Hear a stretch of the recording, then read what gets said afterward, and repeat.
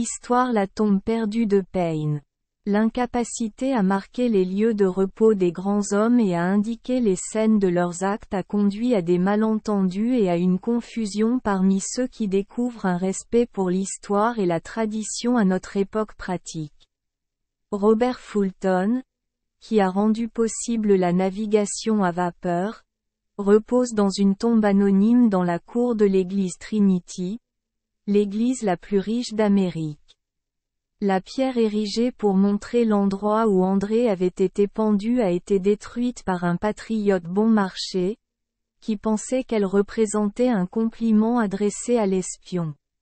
L'endroit où Alexander Hamilton a été abattu lors du duel par Aaron Burr est peu connu et sera bientôt oublié.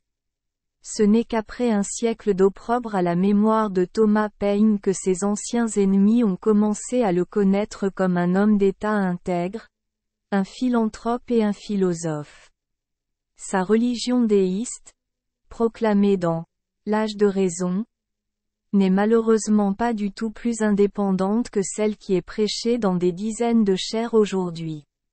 Il mourut mûr dans les honneurs, malgré son manque de croyance, et sa partie mortelle fut enterrée à New Rochelle, New York, sous un grand noyer dans un champ de foin. Quelques années plus tard, ses amis transportèrent le corps dans une nouvelle tombe située plus haut et y placèrent un monument que les adversaires de ces principes ont rapidement mis en pièces. Autour de la tombe originale, il reste encore une partie de l'ancienne enceinte, et il a été proposé d'ériger un mémorial approprié l'Hudson et ses collines étant l'endroit, mais le propriétaire de la parcelle ne voulait ni céder ni vendre un pouce de sa terre pour le prix.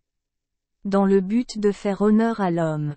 Des doutes ont déjà été exprimés quant à savoir si la tombe se trouve sous le monument ou dans l'enclos. Et on affirme également que le fantôme de Payne apparaît à intervalles réguliers, planant dans les airs entre les deux lieux de sépulture, ou passant de l'un à l'autre, déplorant l'oubli des hommes et gémissant. Où est ma tombe? J'ai perdu ma tombe. Merci les enfants des Esperluette Croisillon 39. Avoir écouté des contes de fées au jour Esperluette Croisillon 39. 8. Espérons que les histoires apporteront aux enfants des moments heureux et significatifs. Si vous aimez notre chaîne, veuillez appuyer sur le bouton S Esperluette Croisillon 39. Abonner, pour ne manquer aucune histoire intéressante. Je vous souhaite une bonne nuit de sommeil et de beaux rêves. Rendez-vous dans la prochaine histoire.